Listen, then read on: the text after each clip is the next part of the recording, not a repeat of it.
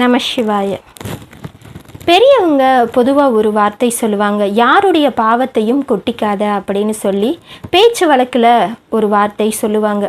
அதாவது யாருடைய பாவத்திற்கும் நீங்கள் ஆளாகக்கூடாது அப்படிங்கிறது அதனுடைய அர்த்தம்.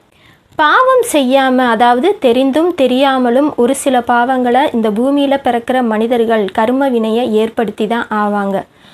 ஆனால் எந்த பாவம் அதிக அளவு கர்ம வினையாக மாறி உங்களுடைய வாழ்க்கையை பாதிக்கும் அப்படின்னு பார்த்தோம்னா, முக்கியமாக நல்லவர்களை பற்றி புறம் பேசுதல், திருமணம் ஆகாதவர்களை பற்றி பேசுறது, அதுவும் முக்கியமாக குழந்தை இல்லாதவர்கள், குழந்தை பாக்கியம் இல்லாதவர்களை பற்றி புறம் பேசுதல், திருமண வாழ்க்கை முறிவுற்றவர், நோய்வாய்ப்பட்டவர்கள், வறுமையில் ரொம்பவுமே வாடுறவங்க, சாப்பாட்டுக்கே ரொம்பவும் கஷ்டப்படுற சூழ்நிலையில் இருக்கிறவங்கள பற்றி பேசுறது, கடுமையான துக்கத்தில் இருக்கிறவங்க, கடுமையான துன்பத்தில் இருக்கிறவங்கள பற்றி புறம் பேசுனா அது அதிக அளவு கர்ம வினைகளை ஏற்படுத்தி உங்களுக்கு பாவமாக வந்து சேரும். மற்ற மனிதர்களை பற்றி பேசுகிறத விட இப்போ நான் சொன்ன இந்த மாதிரியான மனிதர்களை பற்றி நீங்கள் புறம் பேசுனீங்கன்னா உங்களுக்கு அளவுக்கு அதிகமான பல மடங்கு பாவங்கள் வரும்.